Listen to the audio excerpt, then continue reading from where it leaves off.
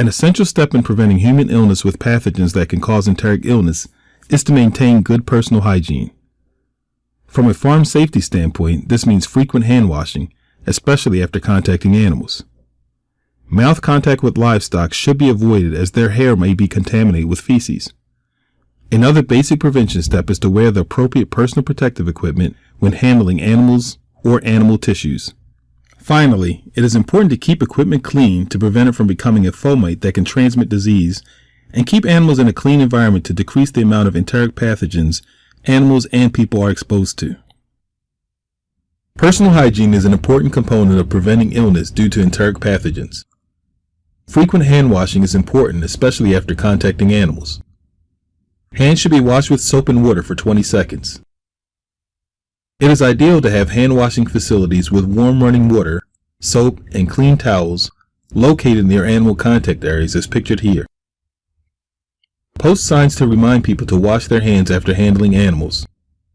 Be sure to check soap and towel supplies often. Personal protective equipment is one way to create a barrier between people and enteric disease agents. Gloves should be worn when working with sick animals or those that you are unaware of their health status. Wearing gloves does not replace good hand washing habits, so remember to wash hands in warm water and soap after removing gloves. In addition, remember that dirty gloves can be as bad as dirty hands in spreading disease, so changing gloves on a routine or periodic basis may be appropriate. Other good prevention practices include wearing clean coveralls and clean boots or shoe covers.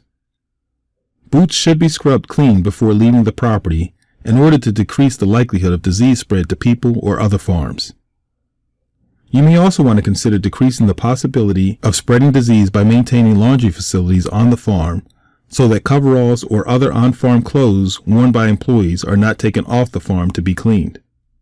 Many outbreaks of salmonella have been traced to young poultry, as poultry are a known reservoir for salmonella.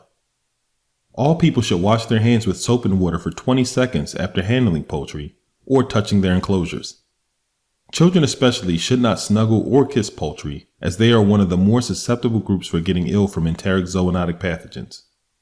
Don't eat or drink around poultry or their enclosures, as foodstuff might get contaminated.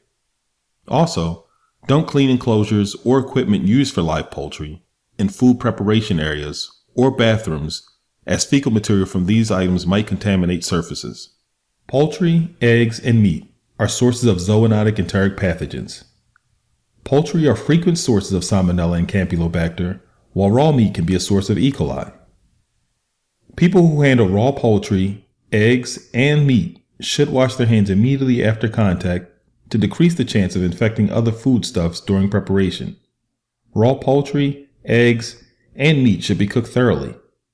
The best way to make sure raw meats have been cooked thoroughly is by using a meat thermometer to check internal temperatures.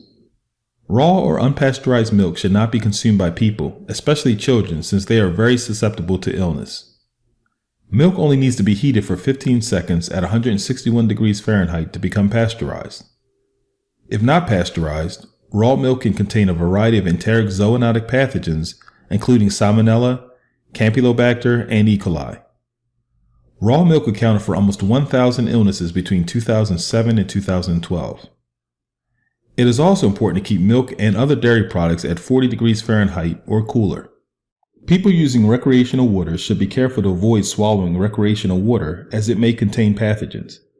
Hikers, campers, and backpackers should treat and filter water that they drink from outdoor sources. Useful strategies include boiling water for 1 minute, filtration, and disinfection with chlorine or iodine. Multiple strategies might be needed for some of the harder to kill pathogens.